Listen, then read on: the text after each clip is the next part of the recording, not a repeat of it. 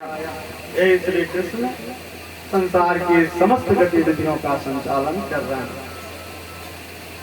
अब उनकी स्तुति सुन करके भगवान रथ पर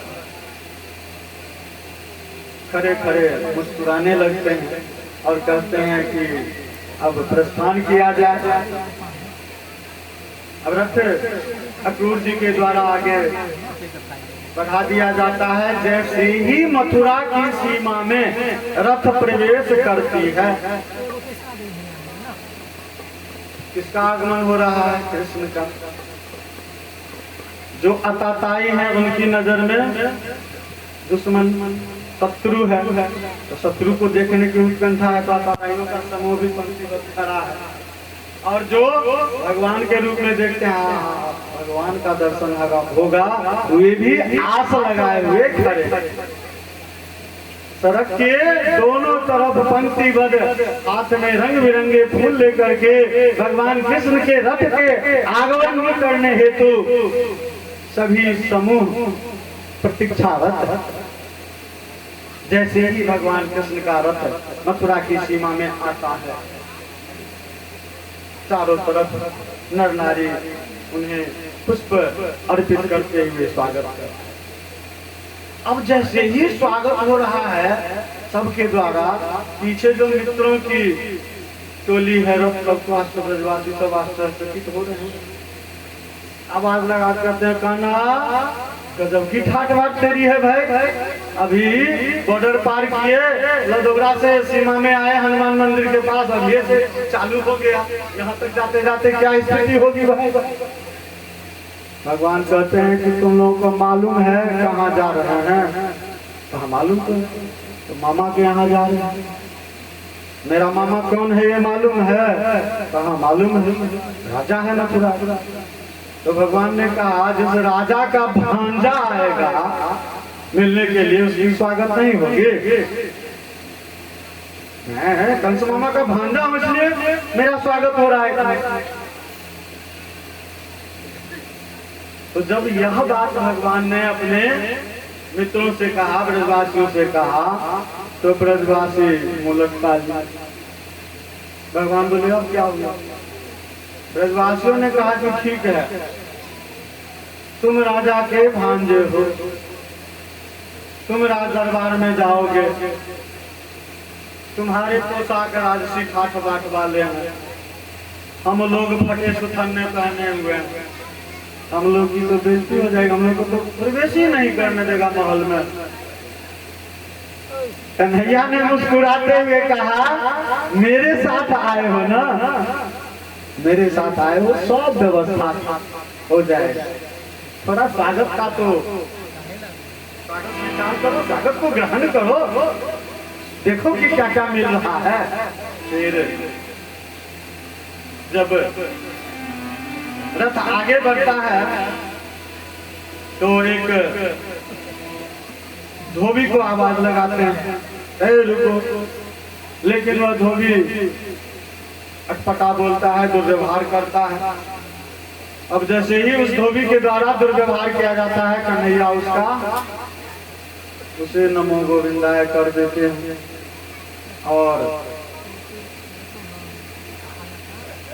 धोबी के पास क्या रहेगा? वस्त्र। किधर जा रहा है? रथ भी जा रहा है राजमहल की ओर और धोबी भी जा रहा था राजमहल की ओर।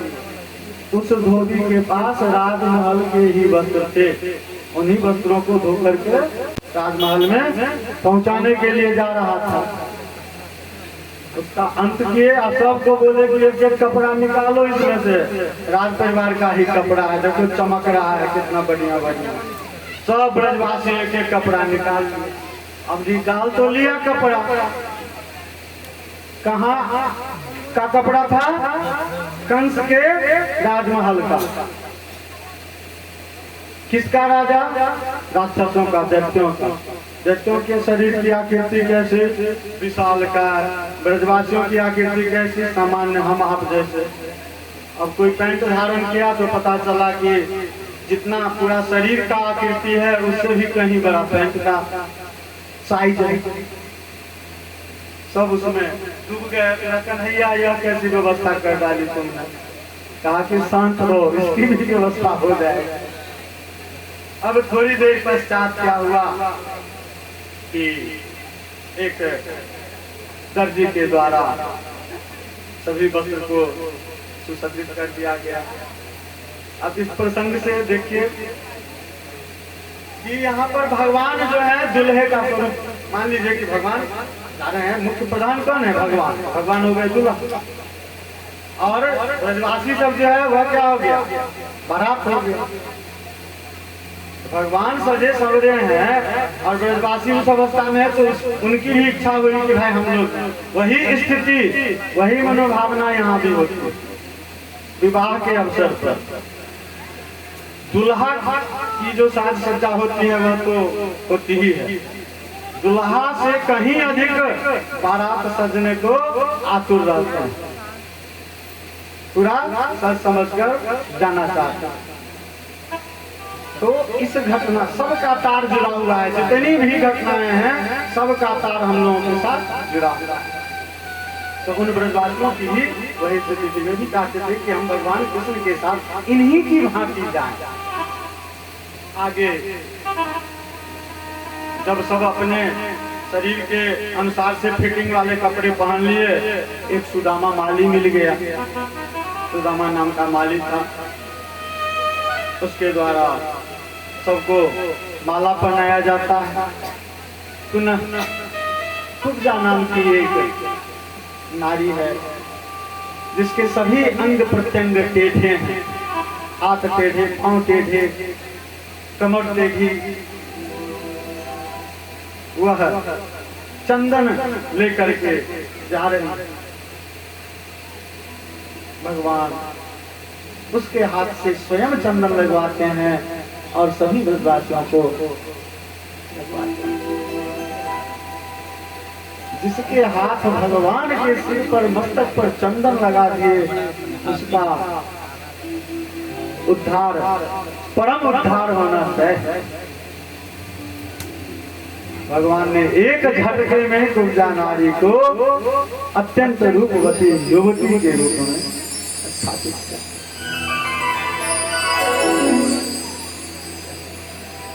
अब सभी प्रकार से तो चंदन लगवाने का, भगवान चंदन लगवाए ब्रजवासी लोग, और यहाँ हम लोग भी बढ़ाते जाते हैं, अपने खर्चा तिलक ले ले, सेंट नहीं ले ले, हम लोगों की भी इच्छा जागृत हो जाती। घर से डलवा के आया है, फिर भी यहाँ पर तनी तनी हो चले, तो ब्रजवासियों को चंदन लगा करके सुगंधित द्रव्य से युक्त करके सबको वहाँ लेकर चलते हैं।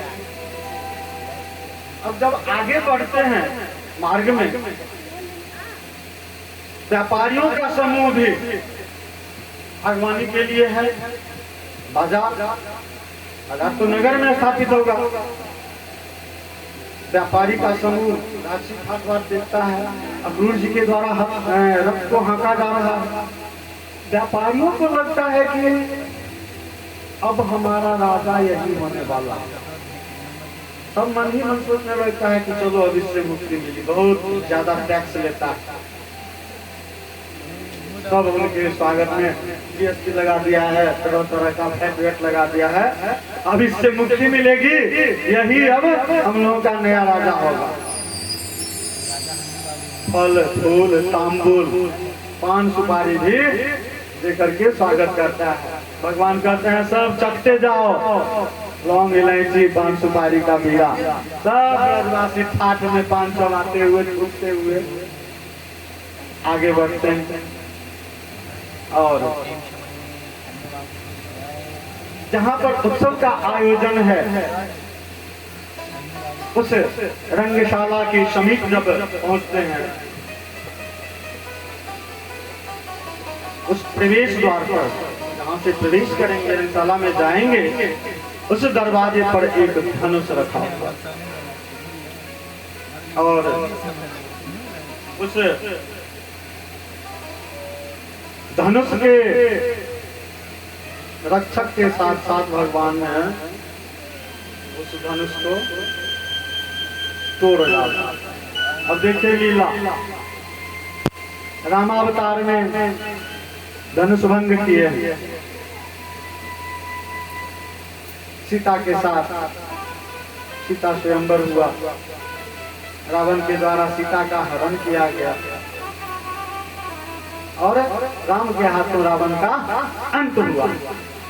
इस लीला में भी यहाँ भी वही स्थिति, धनुष भंग हुआ, अब कंस का भी अंत होने वाला। जैसे ही धनुष भंग हुआ, वह धनुष भी कोई साधारण धनुष नहीं थे।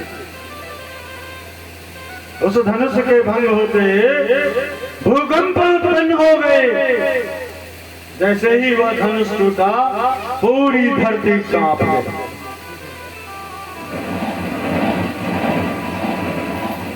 धरती के कांपते ही मथुरा में हलचल मच गई। सभी मथुरावासी किसी अनहोनी की आशंका से भयभीत हो। वह धनुष सामान्य धनुष नहीं था, वह धनुष परशुराम जी के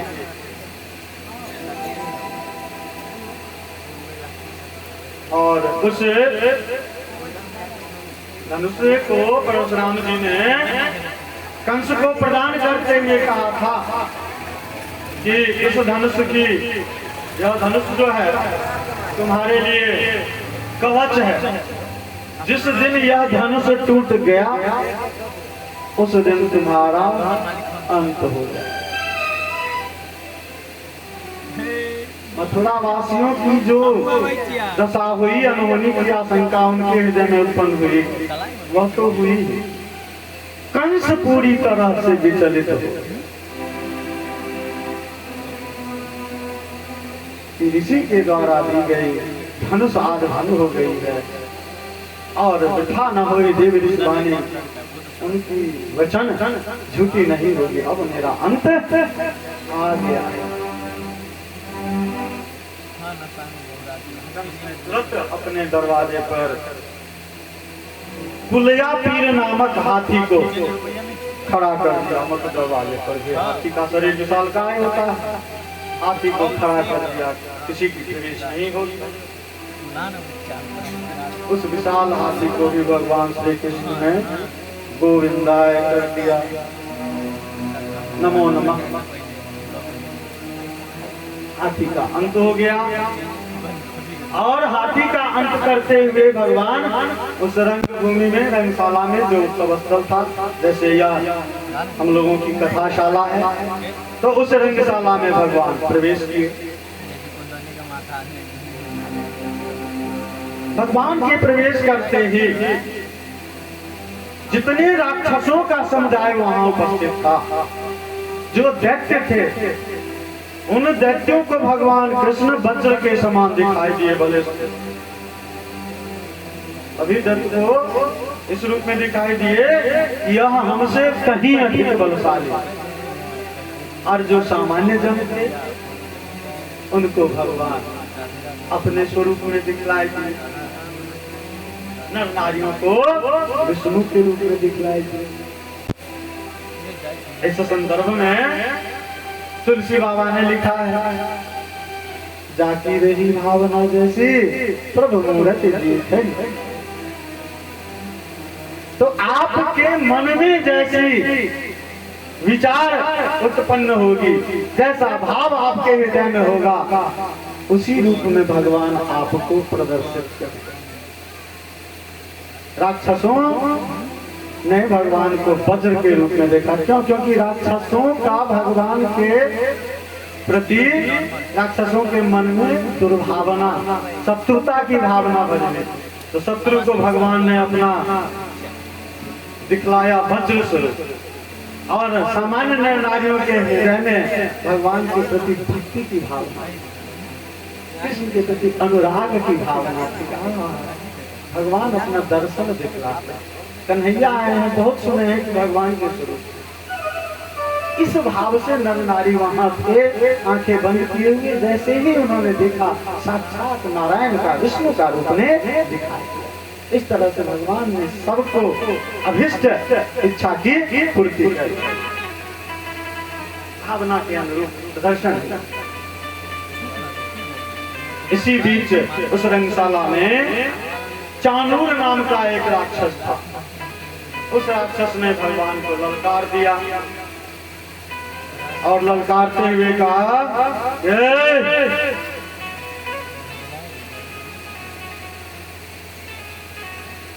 तुम लड़ने के लिए आए हो, तुम हमसे क्या लड़ पाओ? कहाँ राक्षस का विशाल शरीर, कहाँ कन्हैया बालक के रूप में।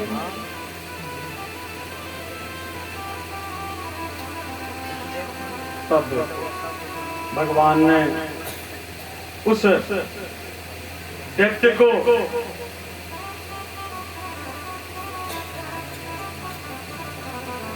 कहा कि एक की बात नहीं करो, एक को और ले। तो चानूर और मुष्टिका दोनों दैत्यों के साथ युद्ध हुआ और दोनों को कृष्ण एवं बलराम ने वध कर दिया। अब ये दोनों दैत्य जो थे कंस से एक ही श्रेणी नीचे थे, यानी उसके बाद कंस का ही स्थान। तो उन दोनों दैत्यों का वध जैसे ही हुआ, सभी मथुरावासियों और जो कृष्ण के साथ गए थे ब्रजवासी, उनके लिए तो खुशी का ठिकाना ही नहीं कि कन्हैया ने यहाँ भी हाथी के साथ ही दलन किया दुष्टों का। लेकिन मथुरावासियों की क्या दशा हुई?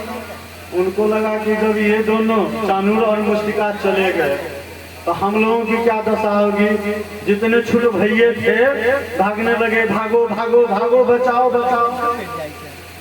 अब जैसे ही वे छोटे मोटे राक्षस भागने लगे, कंस ने जोर से आवाज लगाई,